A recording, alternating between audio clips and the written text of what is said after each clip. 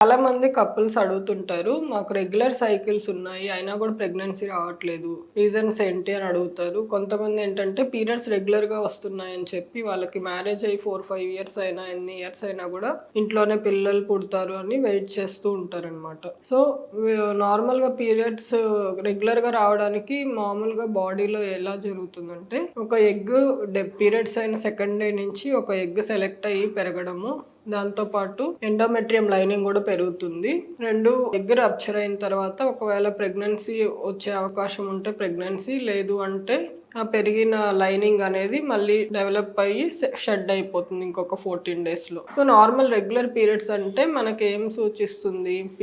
Ovulation అనేది కరెక్ట్‌గా జరుగుతుంది. ఎగ్ పెరగడము, ఎగ్ రప్చర్ అవ్వడం అనేది కరెక్ట్‌గా జరుగుతుంది. సో, ఇది కాకుండా వేరే రీజన్స్ కూడా చాలా ఉంటాయన్నమాట ప్రెగ్నెన్సీ రాకుండా ఉండడానికి. ఒక గైనకాలజిస్ట్‌ని గానీ, ఫర్టిలిటీ స్పెషలిస్ట్‌ని గానీ కన్సల్ట్ అయినప్పుడు ఎవాల్యుయేషన్ అనేది జరుగుతుంది. సో, నార్మల్‌గా ఏమేమి చూస్తాము అంటే ఎగ్ రప్చర్ అవుతుంది కానీ ట్యూబ్ గుండా లోపలికి వెళ్ళడానికి ట్యూబ్స్ నార్మల్ ఉన్నాయా లేదా అనేది చెక్ చేస్తాము. నెక్స్ట్ జెంట్స్‌లో సెమెన్ అనాలిసిస్ అనేది చూస్తాము.